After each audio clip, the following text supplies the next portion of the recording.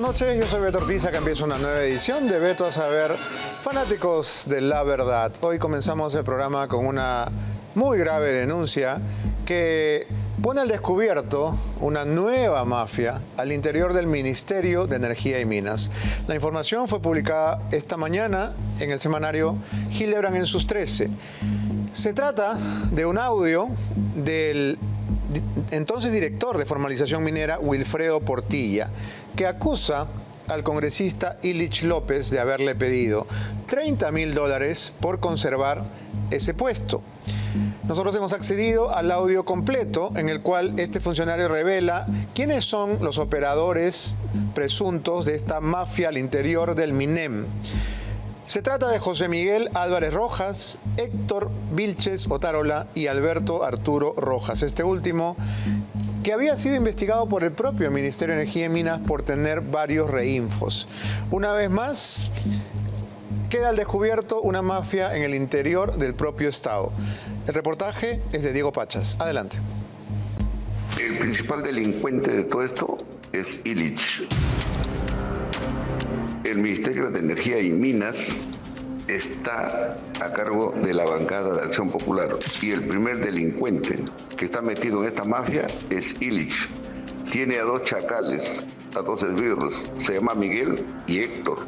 Estos dos tipos me chantajearon que tenía que aportar con $30.000 para Illich.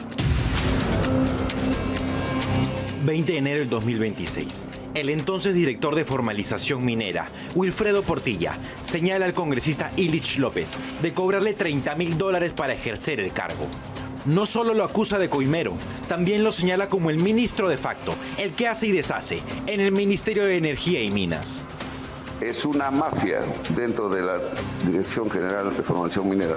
Todos son una tira de rateros, choros. Cobran por cada OTS, cobran 3.000, 4.000 soles. Es una porquería.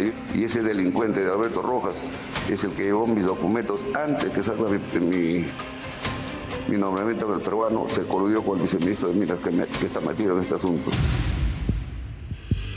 Hoy, en Beto a Saber, la evidencia de que el ministro de Energía y Minas, Luis Aldo Bravo de la Cruz, estaba al tanto de todas las irregularidades ocurridas en la dirección de formalización, la encargada de validar los reinfos. Un chat del 26 de enero pasado. Un funcionario de la entidad le solicita al ministro investigar y notificar a las entidades de fiscalización para que actúen ante la denuncia de la coima de $30.000. El ministro desiste y prefiere hablar con los involucrados antes que notificar los graves hechos.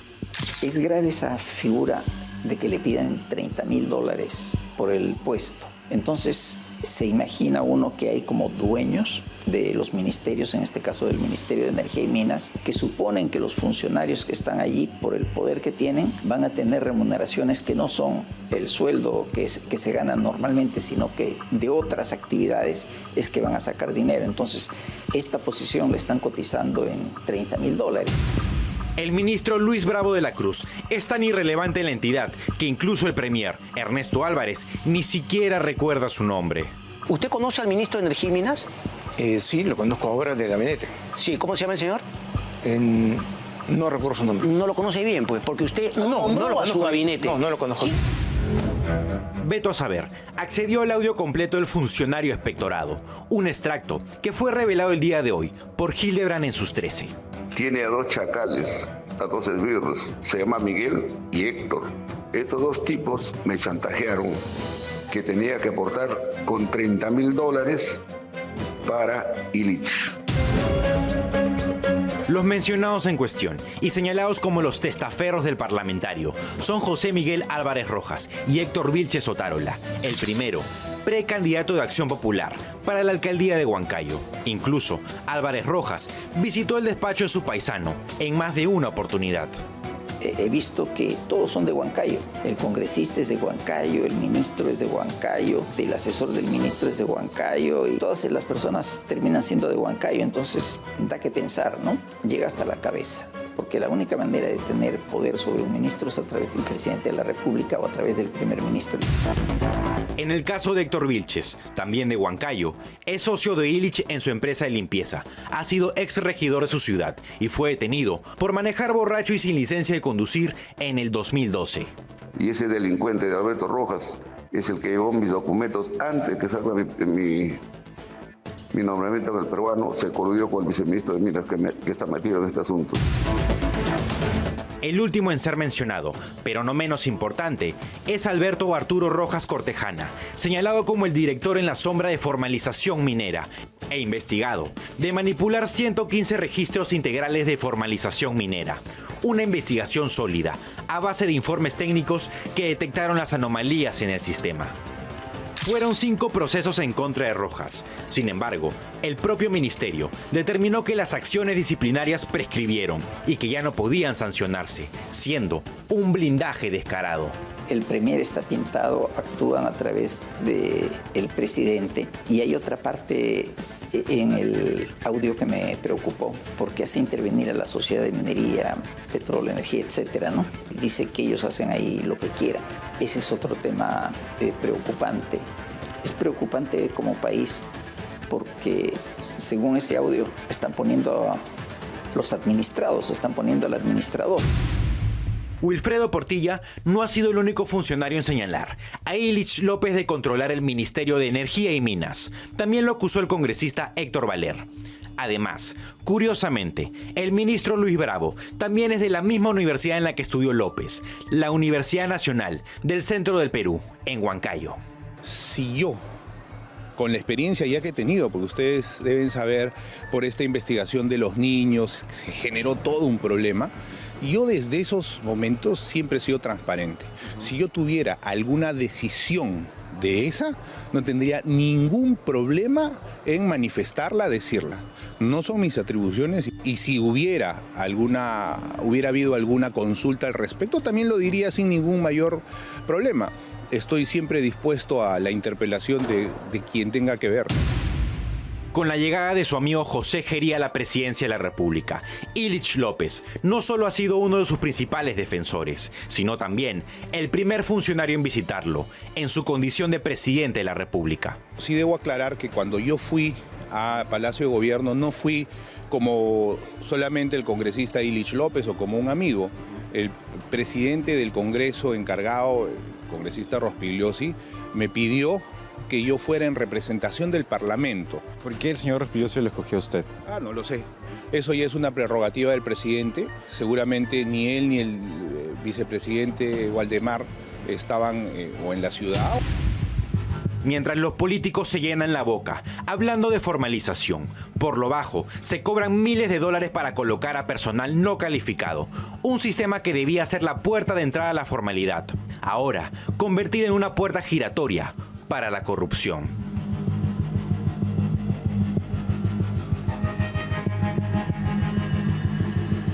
Muy bien, y para discutir esta gravísima denuncia se encuentran en nuestros estudios 2 congresistas. Diana González, de Avanza País, congresista y candidata a diputada. Buenas noches, Diana, gracias por estar en el programa. Muchas gracias. Y también está con nosotros el congresista Elvis Vergara, de Acción Popular. Buenas noches, congresista Vergara. Encantado. Le daremos la palabra primero a las damas. Diana, ¿cuál es, desde su punto de vista, la gravedad que reviste la denuncia que acabamos de conocer? Bueno, es un secreto a voces que Illich maneja el Ministerio de Energía y Minas. A mí, sinceramente, me llamaba muchísimo la atención cuando estábamos en debates muy fuertes sobre el reinfo, la minería ilegal, y más allá de colores políticos, partidos, esto era un tema país. Y a mí me indignaba muchísimo cómo es que se quería someter el país a la minería ilegal, el silencio del Ejecutivo, empezando por el presidente, y siempre lo dije cuando Gerí tenía 60 puntos de aprobación, no ahora que es muy fácil golpearlo. El silencio del Ejecutivo y también del Congreso, ¿ah? Beto, en una parte del Congreso. En una buena parte del Congreso. Pero lo que hemos logrado impedir es el regreso de 50.000 mineros ilegales, y eso en una lucha muy, muy difícil que no te puedes imaginar. Ahora yo veo esto y digo, entiendo muchísimas cosas. ¿Por ejemplo? Por ejemplo, Beto, una vez no podía salir de mi oficina. Mi seguridad me dijo, congresista, no podemos salir así porque había la marcha interminable de los mineros, que por lo general siempre estaban en la ladera del frente. Mi edificio, mi oficina queda en Abancay, y habían llegado hasta la puerta del edificio. Yo sinceramente pensé que en un momento la policía, como siempre, los iba a ordenar en el lugar donde siempre se manifestaban. Eso no sucedía, mi seguridad me dijo, no podemos salir así. Yo le dije que sí, teníamos que salir, que no era una opción. Y se hizo la consulta y en el gobierno de Gerí dijeron que todo estaba en orden, que habían hablado con los mineros, que no iba a haber problemas. He tenido que salir disfrazada de mi oficina para poder llegar a la comisión. En su punto de vista, ¿el gobierno de Gerí tolera la minería ilegal o la minería ilegal tolera al gobierno de Gerí? Bueno, a diferencia de Dina Boluarte, el gobierno de Gerí de Somos Perú tenía 3 votos importantes dentro de la comisión. Votos que apoyaron la prórroga del Reinfo hasta el 2026. Votos que defendían a sus hermanos mineros, como ellos mismos lo llamaban. Yo tengo aquí la copia del chat en el cual se le informa al ministro de Energía y Minas, Luis Bravo, lo que estaba ocurriendo y se le envía el pronunciamiento de la Confederación Nacional de Pequeña Minería y Minería Artesanal. Si puede verse aquí, este es un chat con el ministro de Energía y Minas. Voy a tapar un poquito los números, pero ahí está. ¿Podemos ver aquí, por favor? Ahí está. Luis Bravo, ministro del MINEM, ¿ok? Y en el chat se le manda el pronunciamiento en el cual la propia Confederación Nacional de Pequeña Minería y Minería Artesanal publica un comunicado en el cual rechazan precisamente esta corrupción. Es decir, lo que ha publicado esta mañana el semanario Gilligan en sus 13, ya había sido informado al ministro. Aquí no está la fecha, ¿de qué día es este chat? 26 de enero. Desde el 26 de enero, el ministro, cuyo nombre olvidaba el premier en la entrevista con Christian Hudwalker, el ministro Luis Bravo, ya sabía que esto había ocurrido. Es decir, si existiera un mínimo de decencia, esto no hubiera sido posible porque ya habrían salido a aclarar. Pero el ministro lo sabía y se cayó. Se quedó callado. Fue cómplice de lo que estaba pasando en su propio ministerio, de esta mafia que cobra 30.000 por mantener a gente en sus puestos, y vaya que puestos. Como está con nosotros el congresista Elvis Vergara, vamos a pedirle que haga las veces de abogado de oficio de su compañero Illich López, que está metido en un grave escándalo. Congresista, ¿qué quiere decir en su defensa? En realidad que yo me puedo abstener de ser abogado de oficio también. Ah, qué bueno. ¿Cuál es su opinión entonces sobre lo que acabamos de ver? Evidentemente, este tema de la mafia de la minería informal, como lo llaman algunos, ilegal. Y para nosotros es ilegal. Y yo le he dicho, los registros del Congreso, tanto de las votaciones como también de las intervenciones, está clara. Hay algunos que sí defienden abiertamente y hay otros que no lo hemos hecho. Ya, pero quisiera su opinión sobre lo que acabamos de ver, porque ya no se trata de sospechas o de chismes, sino de una conversación que demuestra que aquí hay corrupción al más alto nivel. Wilfredo Portilla está siendo claro, está acusando a Illich López de haberle querido cobrar $30.000 para mantenerse en el puesto de Dirección General de Formalización Minera del Ministerio. ¿Qué le parece? Me parece totalmente desagradable el hecho de que tengamos siempre problemas de tipo de corrupción. Desagradable es un adjetivo bien suave, congresista. Para los miembros de la bancada, ¿no? Porque yo soy de la bancada de Acción Popular. Y lo menos que podemos hacer, lo mínimo que podemos hacer es desde la Comisión de Fiscalización iniciar las investigaciones que consideramos como pertinentes. Es lo que nos corresponde a nosotros. Decías hace un momento, fuera de cámaras, cuando estábamos conversando un poquito, Diana, que la relación entre José Gerí e Illich López es entrañable, y esto es público y notorio, no solamente que pertenecen al grupo conocido en el Congreso como los Babies, ¿no? Con Arturo Alegría y con Diego Bazán, sino que además entiendo que Gerí es padrino de uno de los hijos de Illich López. Es lo que entiendo, de repente Elvis lo sabe mejor. Y yo, si a mí me pides una palabra, yo te diría miserable. Esto que está sucediendo, de verdad que es un miserable para haber hecho todo esto y someter al país a la minería ilegal. A mí me parece increíble. Para ganarse 30 luquitas. Eso por una transacción, ¿será? Muerto de hambre. Una transacción, porque no sabemos cuánto más habrá corrido ahí, sinceramente, Beto, mientras que a los demás nos amenazaban. Y esto lo que ha hecho es de miserables. ¿Qué debería pasar con el congresista Illich López? Acá es el presidente de fiscalización, el presidente de ética. Yo realmente me asombra cómo se puede tener 2 comisiones ordinarias o 2 comisiones en un año. Y la verdad es que los votos sí hablan por nosotros, Elvis. Y tú estuviste ausente cuando nos estábamos peleando por el tema de minería ilegal y ahí están las votaciones. Así que eso no nos podemos engañar. Nosotros no hablamos en futuro, sino de lo que ya hemos hecho y nuestros votos realmente hablan por nosotros. Tenemos una información de último minuto. Uno de los operadores de Illich López, que fue mencionado en el reportaje de Diego Pachas, estoy hablando de José Miguel Álvarez Rojas, registra una visita a su despacho, congresista Vergara, el 5 de agosto del 2025. Cuéntenos cuál fue el tenor de la visita. 5 de agosto, estamos hablando de bastantes meses, la verdad, honestamente no recuerdo, no sé quién es esa persona, sin embargo, me comprometo, si en el transcurso de la entrevista me pueden dar mayores datos, yo se lo traslado, voy a hacer. Muy bien. Bien, Diana, más allá de las comisiones de fiscalización, de ética, que muchas veces, con perdón, son un saludo a la bandera, ¿qué debería pasar con este hecho concreto? Porque acá no estamos hablando, insisto, de especulaciones. Estamos hablando de una evidencia concreta. ¿Qué debería pasar con el señor López? Bueno, Elvis no será el abogado de oficio, pero sí la comisión de fiscalización, la comisión de ética puede iniciar una investigación de oficio. Claro. Yo esperaría que lo hagan en el más breve plazo, a pesar de que sean de la misma bancada, ¿no? Esto no es algo reciente. Cuando empezamos el periodo, fue conocido también que los niños de Acción Popular estaban en el Ministerio de Producción y ahora se gradúan como adolescentes en el Ministerio de Energía y Minas. ¿Dirías que todo el periodo de congresista ha sido testigo de esta especie de entreguismo del país, de las instituciones, del Estado, a el oro ilegal? Porque esa es la impresión que da desde fuera.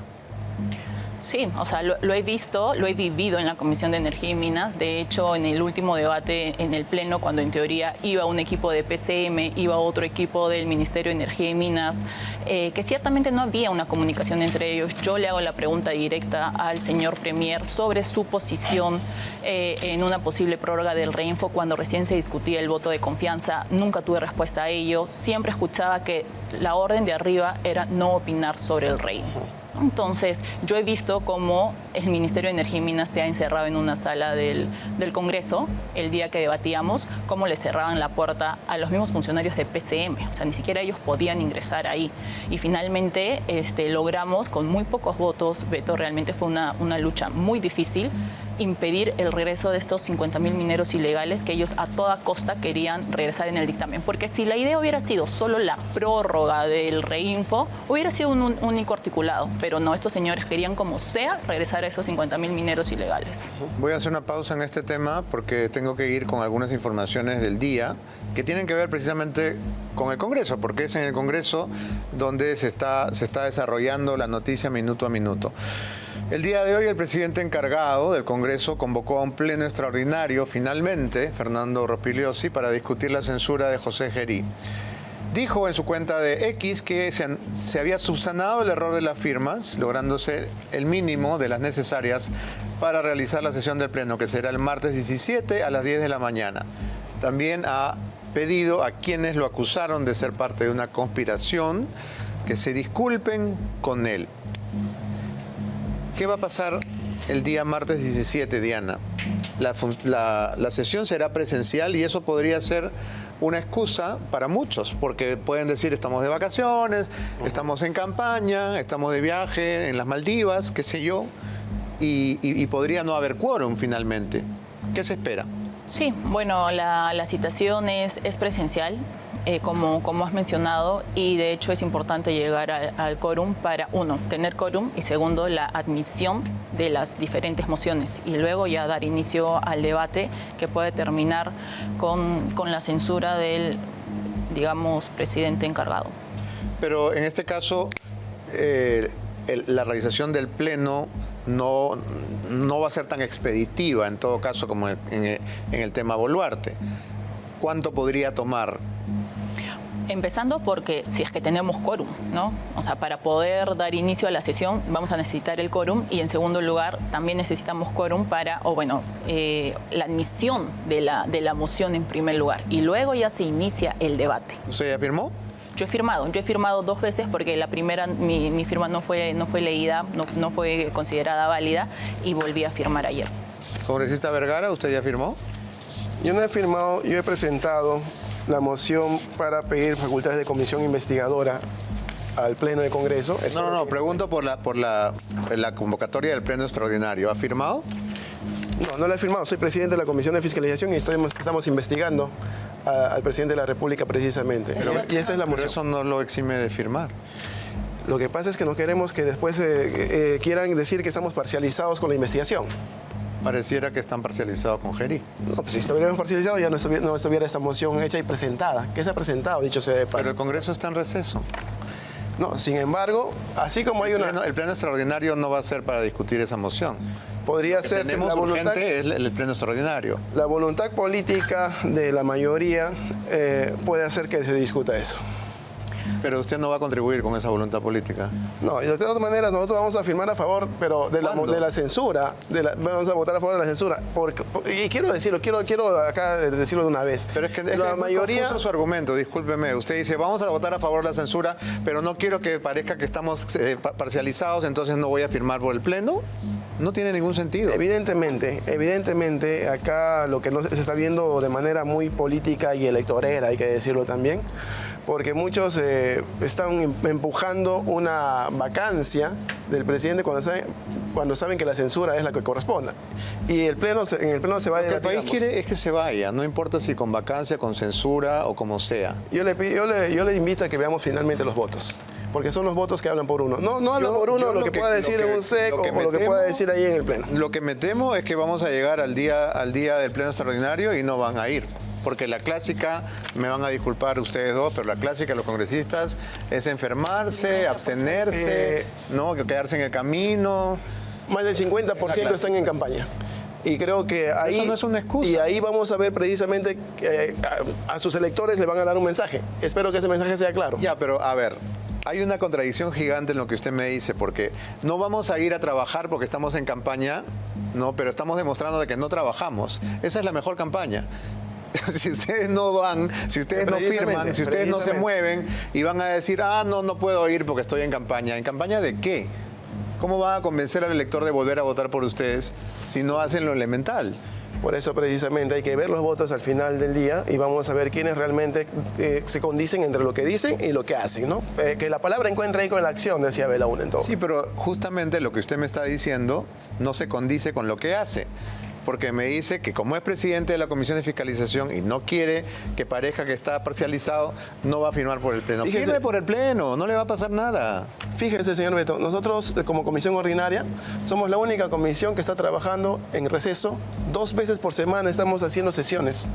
En receso, ninguna otra comisión está trabajando. Solo nosotros, a raíz de estos hechos de corrupción, porque queremos que a lo más pronto posible hayan sustentos legales, no solamente para una vacancia, sino para que el Ministerio Público pueda tomar acciones contundentes. Diana, la confusión que existe con este tema de que si debe ser censura, si debe ser vacancia, si es presidente encargado, si no es presidente, ¿qué van a hacer? ¿Qué es lo que van a pedir? ¿Censura o vacancia? Bueno, el Pleno está siendo convocado, claro, con los 78 que sí hemos firmado, por las mociones de censura que se han presentado, ¿no? Esa es la convocatoria, por las mociones de censura que se han presentado contra José Geri. Ahora, lo otro que hemos visto, que es realmente inédito, es que los congresistas que ya han firmado de pronto retroceden, ¿no? Reculan, se arrepienten, no se sabe por qué. Y también acabamos de descubrir que hay una nómina de visitadores, ya no las visitadoras nocturnas, sino los visitadores del Congreso, que van a Palacio, ¿no? A conversar, probablemente, y tenemos identificados a 3. ¿Cuáles son? Paul Gutiérrez Ticona, congresista de Somos Perú, que visitó la Secretaría General del Despacho Presidencial el 12 de febrero, una reunión que duró casi 2 horas. También está Edgar Tello Montes, congresista de Podemos, que visitó la misma oficina el día 11, un día antes. Segundo, Quirós Barbosa, congresista de APP, de Acuña, visitó a José Gerí el 3 de febrero. Y Illich López, tan mentado esta noche, congresista de Acción Popular, visitó a Gerí el 2 de febrero por 2 horas. ¿Qué estarán yendo a hacer, Diana? Bueno, todos, a excepción de Illich, entraron con Perú Libre, que ahora están, claro, en otra bancada. Atomizados. Por cuestiones de conciencia, se cambiaron de bancada. Y ciertamente 2 de los congresistas que has nombrado han sido presidentes de la Comisión de Energía y Minas. Ok. Usted ha dicho, señor Vergara, que Illich López tiene la confianza de Acción Popular y no va a renunciar. ¿Esas palabras son suyas o no? No, no son mías. ¿No ha dicho eso? No, para nada. Lo que en pasa octubre es que, del 2025. Tal vez no se acuerdan. bueno, fue mucho antes. Estamos hablando de octubre. Mucho antes de... Tenemos la memoria muy frágil últimamente. O selectiva. Sí, mira, sucede que en octubre no sabíamos, por ejemplo, de lo que aparentemente hace el señor Tejerina, aparentemente a nombre del congresista. No sabíamos lo que ahora estamos sabiendo. Todo es materia de evaluación constante en política y en política nada es estable. Entonces tenemos nosotros que hacer una evaluación como bancada. Pero usted me ha dicho que están trabajando horas extras y que son la única comisión que trabaja en el receso porque están preocupados por las denuncias de corrupción. Supongo que el tema principal será el tema del Chifa, ¿no? Por supuesto, la moción va en ese sentido. ¿Qué piensa usted sobre eso? Hay suficientes indicios como para poder pedir que se levanten el secreto de las comunicaciones, el secreto bancario, y hay suficientes indicios como para traer de grado o fuerza a muchas personas que no se atreven a venir a la comisión a declarar, ni mucho menos al Ministerio Público. Hay suficientes indicios como para decir que aquí habría algo de corrupción. El presidente Gerí estuvo en la comisión de fiscalización. Así es. Y mintió. Dijo, por ejemplo, que el ciudadano chino Xiaodong Kigu no hablaba español, que era probablemente el cocinero del Chifa. Y hablaba perfectamente español. Y hablaba mejor que usted y yo. Exactamente. Hablaba perfectamente español y eso lo hemos dejado totalmente claro. El presidente de la República nos ha mentido. Pero es además una mentira flagrante y grosera, porque es fácilmente demostrable, ¿no? Así es, y dijo incluso que este señor era el que ayudaba a servir los platos y todo esto, cuando en realidad él había ido como traductor a esa reunión. Entonces, si ha mentido ahí, puede haber mentido en otros extremos, ¿no? Precisamente la moción responde a eso, ¿no? A que tenemos los suficientes indicios de que hay hechos de corrupción que tendrían que aclararse. Diana, ¿confías en la del trabajo de la Comisión de Fiscalización? No, yo sinceramente creo que esto es un saludo a la bandera.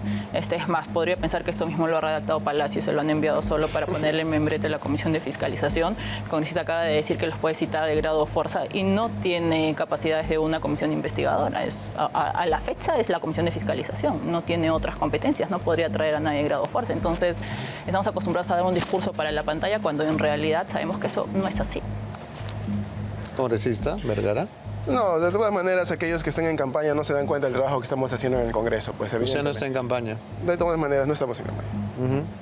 Lo sacaron. ¿Por qué lo sacaron? Porque es Acción Popular. Acción Popular no participa en estas elecciones y eso a nosotros nos da la suficiente altura moral como para poder hacer ¿Altura las cosas, moral? para poder hacer las cosas de manera mucho más responsable. Los niños de Acción Popular, altura moral, tampoco se pase, ¿eh? 4 años, Beto, 4 años tiene esa investigación. ¿Y sabes por qué no se ha cerrado esa investigación? Porque APP no quiere que se cierre esa investigación. ¿APP? Porque Lady Camones es la presidenta de la Comisión de Acusaciones. ¿Cuánto tiempo? ¿3 años? ¿4 años? Creo que 4 o 5 años. Y ella, en manos de ella está poner al debate los informes. ¿Por qué no la ponen a debate? Pregunto, ¿por qué no la ponen a debate? 4 años, una investigación dura 4 años. Eso lo han hecho con el fin de tenernos agarrados seguramente para no denunciar, para decir sí señor.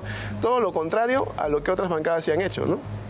Vamos a continuar con más información del Congreso. Tenemos la información de algunos congresistas rebeldes del grupo de Acuña se han negado a votar por la convocatoria al Pleno Extraordinario. Yo no diría solamente rebeldes, sino también algunos que retroceden y avanzan, ¿no? que votan y borran.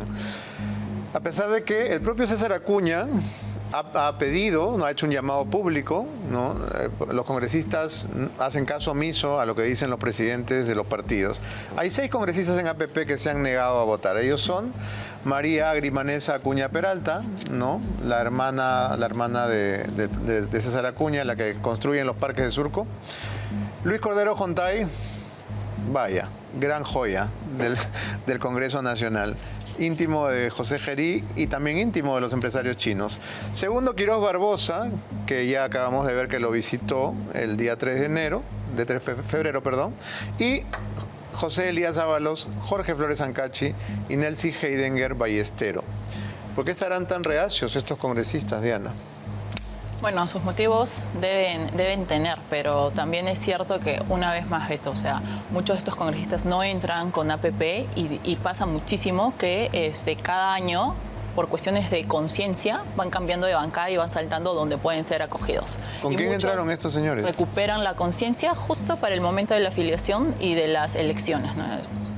O sea, uno no cambia de conciencia cada año. Salvo María Acuña, ¿no? Porque Cordero Jontay era fujimorista. Los demás, no sé, tú me contarás. Segundo, Quirós, Perú Libre, Flores Ancachi. Elías Ábalos. Ha sido aquí correligionario del compañero. Acción Popular. Jorge Flores Ancachi. Él. También. ¿Y Nelcy Heidinger? Es accesitaria, ella sí es accesitaria. Ah, ok. De APP. Ok. Bien, el primer ministro ha asegurado que Gerí no puede ser objeto de censura, sino de vacancia. Continúa el gran bonetón. Escuchemos. Acá se ponen de acuerdo. Que sepan los 3 poderes del Estado que nos importa un pepino el orden de los factores. Si primero es vacancia y luego es censura, si primero es censura y luego es vacancia, no importa. La cosa es que se vaya a su casa. El congresista José Balcázar se ha puesto un poco en bandeja porque alguien lo mencionó. Guido Bellido, sin ir más lejos, lo mencionó diciendo que él debería ser el presidente. Y bueno, parece que Balcázar se pone la banda sin ningún problema. Escuchemos.